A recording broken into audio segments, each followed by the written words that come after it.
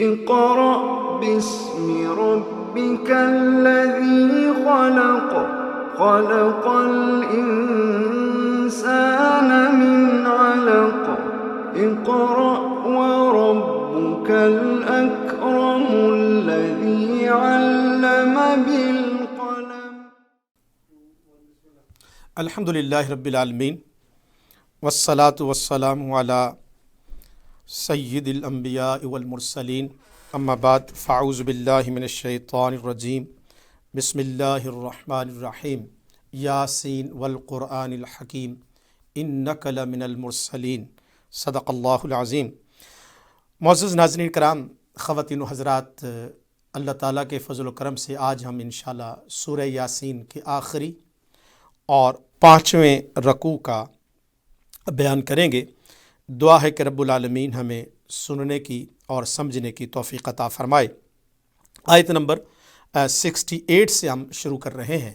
یہ آپ دیکھ رہے ہیں کہ 4 رکوع یہاں پہ ختم ہو گئے اور یہاں پر 5واں رکوع شروع ہو رہا ہے. یہ جو 5ویں رکوع کا مضمون ہے، میں پہلے چند باتیں عرض کر دیتا ہوں کہ یہ جو انسان مغرور ہے، اللہ فرماتا ہے یہ کس بات پر نازاں ہے، فخر کر رہا ہے.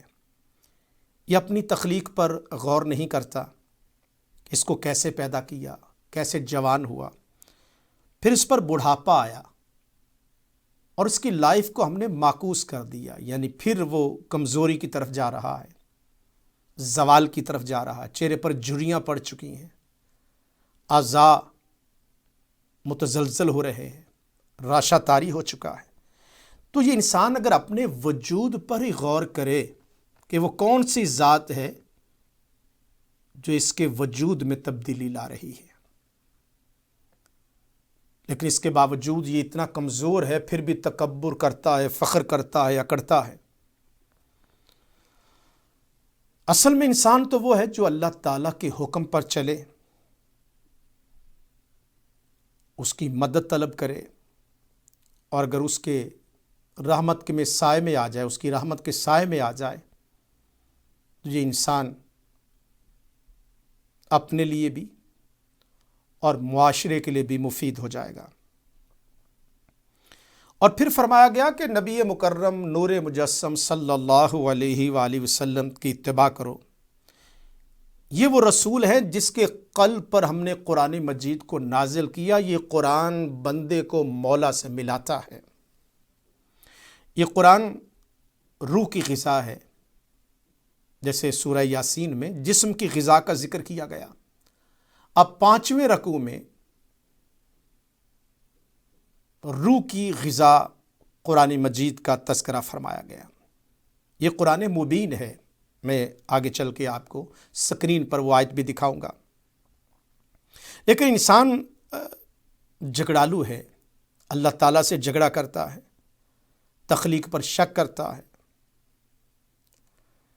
تو اسے چاہیے کہ اللہ کی بارگاہ میں لوٹ جائے، اور وہ قدرت والا ہے، ہر شے اسی کے تابع ہے.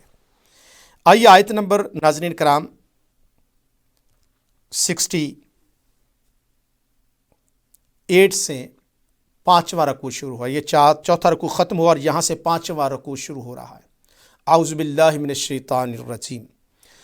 وَمَن نُعَمِّرْهُ، اور جس سے ہم لمبی عمر دیتے ہیں. انسان کی عمر بڑھتی ہے تو پھر کیا ہوتا ہے؟ نُنَكِّسْهُ، تو اسے الٹا پھیر دیتے ہیں. فی الخلق، خلقت اور بناوٹ میں وہ پھر معکوس ہوتا ہے. بچپن، لڑکپن، جوانی، پھر ادھیڑ عمر. جیسے بچپن میں چلنا مشکل تھا، سہارے کی ضرورت تھی، اب بڑھاپے میں بھی سہارے کی ضرورت ہے. افلا یعقلون. قرآن مجید ناظرین کرام کس طرح سے ہمیں بیان فرما رہا ہے. تو کیا وہ سمجھتے نہیں، انکار کرتے ہیں؟ اور پھر جو کفار مکہ ہیں وہ قرآن مجید کو شعری مجموعہ کہتے تھے کہ یہ شاعر کا کلام ہے. رب العالمین نفی فرما رہا ہے۔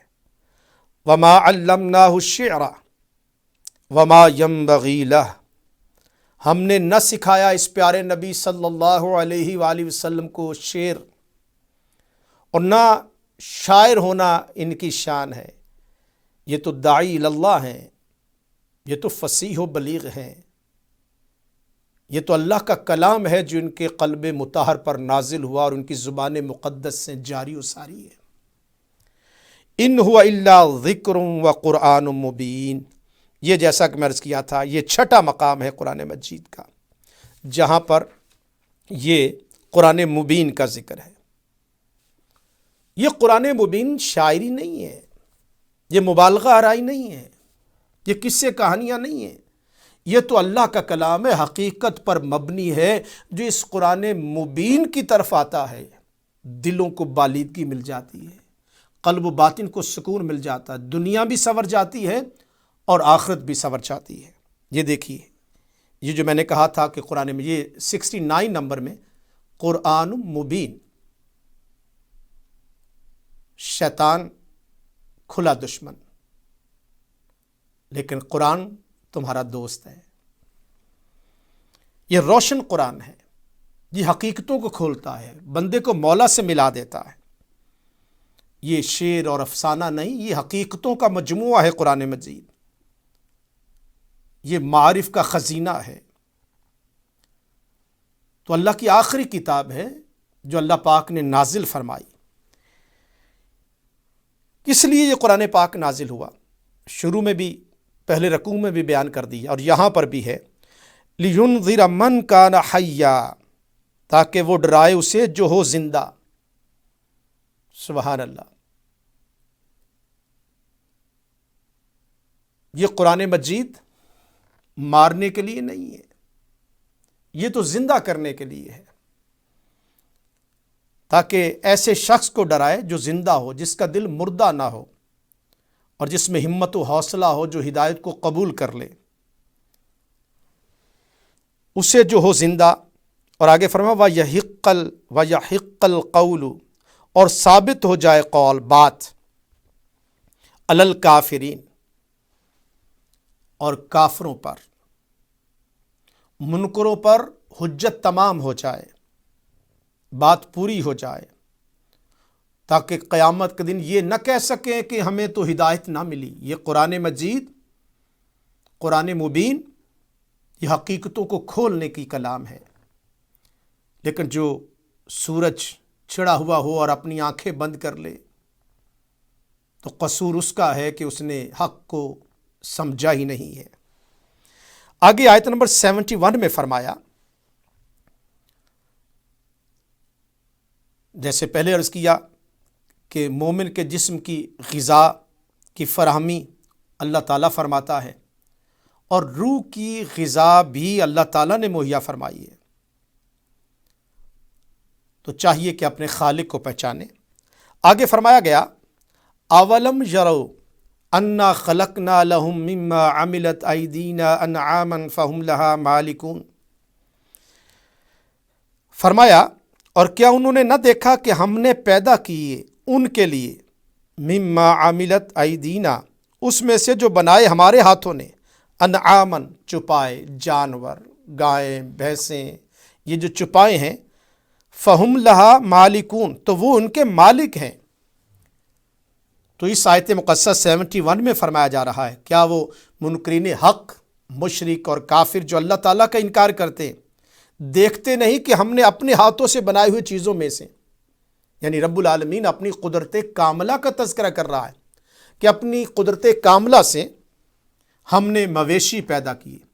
سورہ نحل میں فرمایا نہیں کہ ان کے پیٹ کے اندر گوبر بھی ہوتا ہے، بلڈ بھی ہوتا ہے، اور پھر انہی کے پیٹوں سے تازہ ذائقے دار دودھ نکلتا ہے۔ اللہ تعالیٰ کی قدرت کاملہ ہے، اور پھر ان مویشیوں کا تمہیں مالک بنا دیا۔ اللہ کی کتنی بڑی نعمت ہے۔ پھر اس کے بعد آگے ایک اور نعمت کا تذکرہ فرمایا، وَذَلَّلْنَاهَا لَهُمْ فَمِنْهَا رَكُوبُهُمْ، اور ہم نے تابع کر دیا ان چپایوں کو، یہ ان کی بات مانتے ہیں، ہاتھی ہے، شیر ہے، اونٹ ہے، یہ ان کے مالک ہیں اور یہ چوپائے ہیں، ان کی بات مانتے ہیں۔ ہم نے ان چوپایوں کو ان کے تابع کر دیا۔ فَمِنْهَا رَكُوبُهُمْ، تو ان میں سے کچھ ہیں جن پر یہ سواریاں کرتے ہیں۔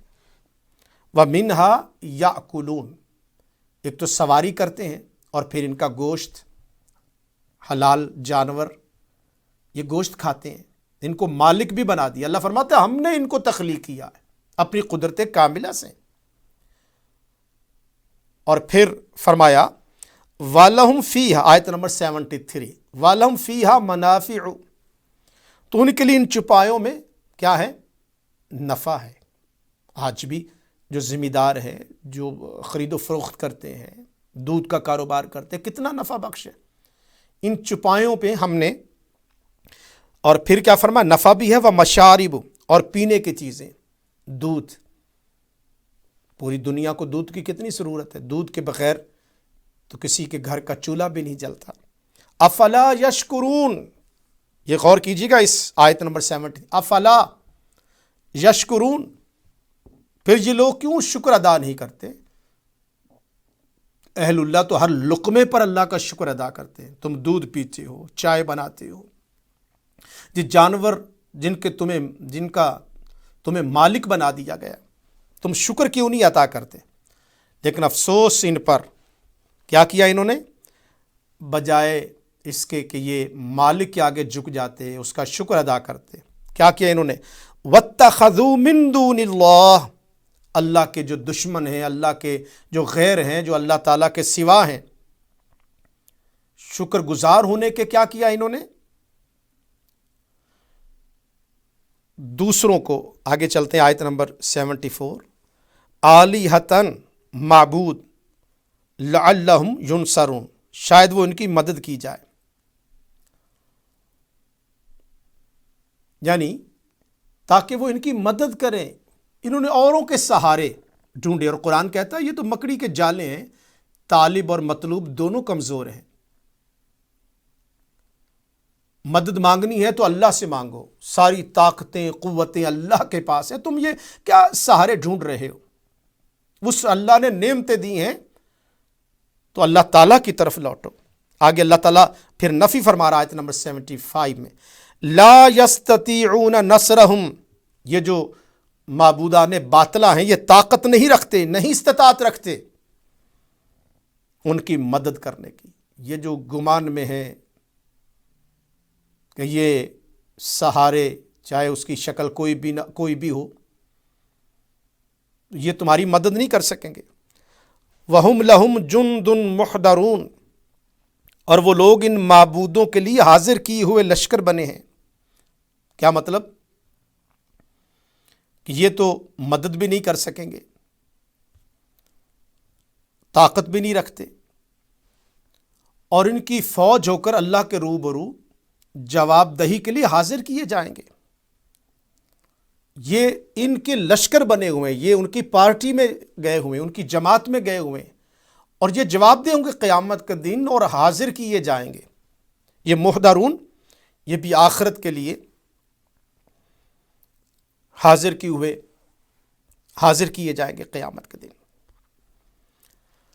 اب خطاب ہے آیت نمبر 76 میں، فَلَا يَحْزُنْكَ قَوْلُهُمْ، پس اے رسول آپ ان کی باتوں سے غمگین نہ ہوں۔ فَلَا يَحْزُنْكَ قَوْلُهُمْ، اور نہ غمگین کرے تجھے ان کی بات۔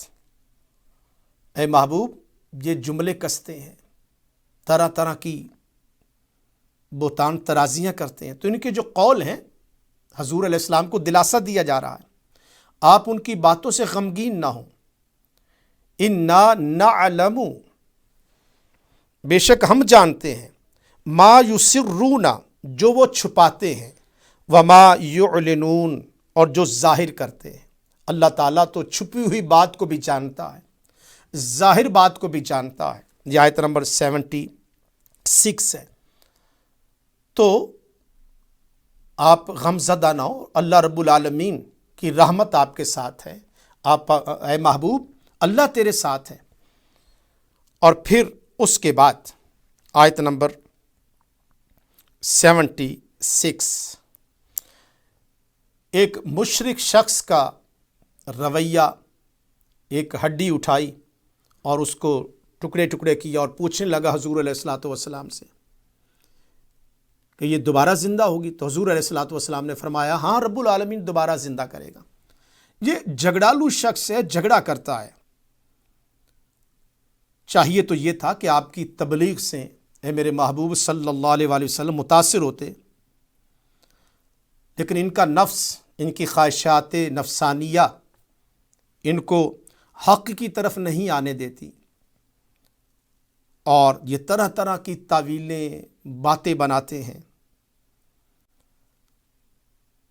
حالانکہ آپ تو انتہائی شفیق ہیں، آپ غم نہ کریں۔ یہ جھگڑالو انسان ہے، ان کی فطرت ہی ایسی ہے۔ اب اللہ فرماتے اولم یری الانسان، کیا نہ دیکھا آدمی نے، وہی جو مشرک ہے، انا خلقناہ، کہ ہم نے پیدا کیا اسے، من نطفۃ، ایک پانی کی بوند سے۔ سورہ دہر میں بھی فرمایا هل اتى علی الانسان حین من الدہر لم یکن شیئا مذکورا انا خلقنا الانسان من نطفۃ امشاج، ہم نے انسان کو پانی کی ایک بوند سے پیدا کیا، نطفے سے پیدا کیا۔ فَإِذَا هُوَ خَصِيمٌ مُبِينٌ، یہ جو ہے وہ 7واں مقام ہے، اس کی طرف توجہ کیجئے۔ پس تب ہی وہ کھلم کھلا جھگڑا کرنے والا ہے، یعنی رسول کریم صلی اللہ علیہ وسلم کا یہ شخص کھلا دشمن ہے، جھگڑالو ہے۔ تو اللہ اور اس کے رسول سے جھگڑا کرنے سے باز آنا چاہیے، ان کے آگے تو سر تسلیم خم ہونا چاہیے۔ لیکن جو انسان جھگڑے کی فطرت میں آ جاتا ہے اور اللہ اور اس کے رسول صلی اللہ علیہ وآلہ وسلم کی بارگاہ میں تکبر کرتا ہے، تو وہ شخص تباہ و برباد ہو جاتا ہے۔ اس کے بعد رب العالمین آیت نمبر 78 میں فرماتا ہے وَضَرَبَ لَنَا، اس نے بیان کی ہمارے لیے، مثلاً، اور یہ شخص جو ہے، جو مشرک ہے، منکر آخرت ہے،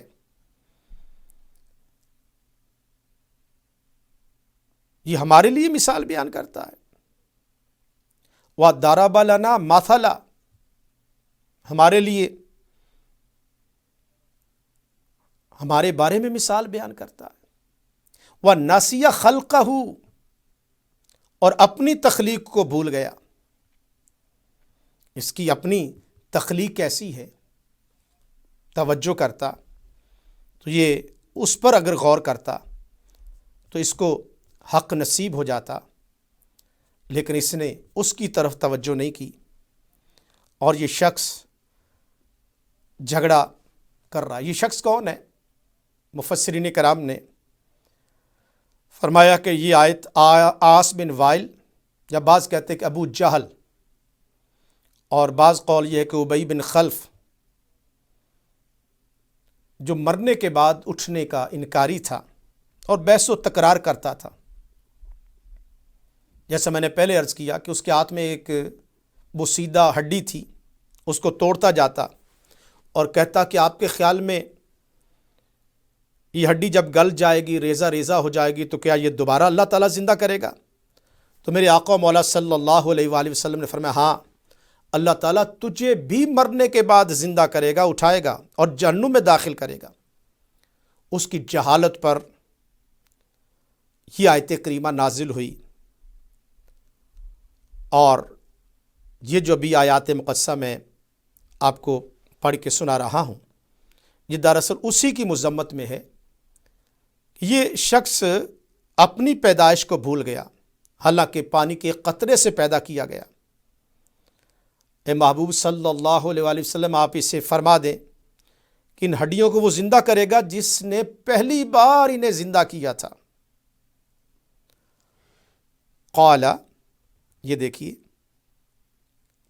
یہ شخص کہتا ہے من یحیی العظام، کون زندہ کرے گا ہڈیوں کو، وہی رمیم، رمیم کہتے ہیں بالکل گلی ہوئی، ریزہ ریزہ ہوئی، بسیدہ، جبکہ وہ بسیدہ ہو جائیں۔ قل، اے محبوب صلی اللہ علیہ وآلہ وسلم آپ فرما دیں، یحییہا، زندہ کرے گا انہیں، ان ہڈیوں کو زندہ کرے گا، کون زندہ کرے گا؟ وہی رب العالمین، الذی، وہ جس نے، انشأہا، بنایا انہیں، اول مرہ، مرہ کہتے ہیں بار، اولا پہلی بار، جس ہستی نے پہلی مرتبہ پانی کے قطرے سے انسان کو تخلیق کر دیا، ان ہڈیوں کو بھی اللہ پاک دوبارہ زندہ کرے گا، جس نے پہلی بار زندہ کیا۔ وَهُوَ بِكُلِّ خَلْقٍ عَلِيمٍ، اور وہ ہر پیدائش کو جاننے والا ہے، ہر خلق کو جاننے والا ہے۔ رب العالمین کی ذات وہ ذات ہے جو ہر پیدائش کا علم ہے اسے، وہ مخلوق کو جانتا ہے، کریشن کو جانتا ہے۔ اس کے بعد ناظرین کرام، رب العالمین آیت نمبر 80 میں پھر ایک اور مثال اللہ تعالیٰ فرما رہا ہے، الذی جعل لکم من الشجر الاخضر نارا فاذا انتم منہ توقدون، الذی، جس نے، جعل، پیدا کی، لکم، تمہارے لیے، من الشجر، اور کون سا شجر؟ اخضر، جو کہ سرسبز درخت ہے، نارا، آگ اس نے پیدا کی، فاذا انتم منہ توقدون، تو جب بھی تم اس سے آگ جلا لیتے ہو۔ تو سبز سے بھی رب العالمین نے، درخت سبز ہے، اس سے رب العالمین نے آگ پیدا کی ہے۔ تو عرب کے ہاں دو درختوں کا ذکر بھی ملتا ہے کہ وہ دو درخت جو ہیں ان کی سبز شاخیں کاٹ کر ایک دوسری پر رگڑی جائیں تو ان سے آگ پیدا ہوتی ہے۔ ایک تو یہ تفسیر ہے، دوسری یہ ہے کہ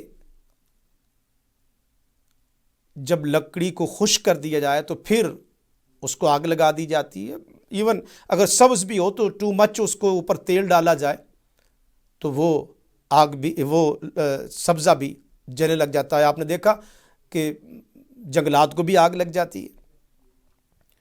تو رب العالمین اس کا تذکرہ فرما رہا ہے۔ یہ بھی اللہ تعالیٰ کی عجیب و غریب نشانی ہے کہ آگ اور پانی تو ایک دوسرے کی ضد ہیں، لیکن یہ درخت آگ سے پیدا کیے جاتے ہیں اور پھر اسی لکڑی کو جلا دیا جاتا ہے۔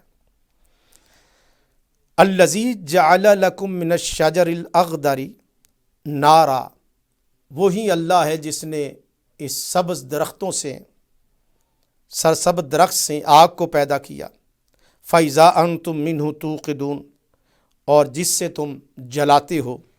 آیت نمبر 81، اولیس الذی خلق السماوات، کیا نہیں ہے وہ جس نے پیدا کیا آسمانوں، والارض، اور زمین کو، بقادر علی ان یخلق مثلہم، اس نے آسمان اور زمین بنائے، وہ اس بات پر قادر نہیں کہ ان جیسے اور پیدا کر دے؟ اگر اس نے آسمان تخلیق کیے ہیں تو اس پر بھی قادر ہے کہ اس جیسے اور بھی تخلیق فرما سکتا ہے۔ تو یہ رب العالمین کی قدرت کاملہ ہے کہ وہ اور بھی تخلیق، جیسے آسمان اور زمین اور تخلیق کر سکتا ہے تو یہ جو انسان ہے اللہ تعالیٰ اس کو دوبارہ بھی تخلیق فرما سکتا ہے۔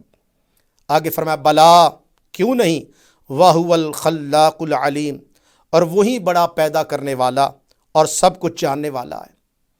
اس کے بعد معزز ناظرین کرام، آیت نمبر 82 ہے کہ اللہ تعالیٰ کی قدرت کا انکار کرنے والوں، تم یہ سمجھتے ہو کہ مرنے کے بعد دوبارہ کس طرح زندہ کیا جائے گا؟ اللہ اپنی قدرت کا ذکر فرما رہا ہے آیت نمبر 82 میں، انما امرہ، اس کا کام تو صرف اذا اراد شیئا، یہی ہے کہ جب وہ ارادہ کرتا ہے کسی چیز کا، ان یقولا، تو یہ ہوتا ہے کہ وہ فرماتا ہے، لہو، اس سے، کن، ہو جا، فیکون، پس وہ ہو جاتی ہے۔ اللہ تعالیٰ صرف کن فرماتا ہے اور جو کچھ ہونا ہوتا ہے وہ ہو جاتا ہے۔ آیت نمبر 83، فَسُبْحَانَ الَّذِي بِيَدِهِ مَلَكُوتُ كُلِّ شَيْءٍ وَإِلَيْهِ تُرْجَعُونَ۔ فَسُبْحَان، تو پاک ہے وہ جس کے ہاتھ میں ہر چیز کا قبضہ ہے، جیسا کہ سورہ ملک میں فرمایا تبارک الذی بیدہ الملک وإلیہ ترجعون، اور اے انسانوں تم نے لوٹ کر اسی کی بارگاہ میں آنا ہے۔ اللہ رب العالمین قرآن مجید پڑھنے سمجھنے کی توفیق عطا فرمائے۔ اجازت چاہتا ہوں، والسلام علیکم۔ اقرأ باسم ربك الذي خلق خلق الإنسان من علق اقرأ وربك الأكرم الذي علم اقرأ باسم ربك الذي خلق خلق الإنسان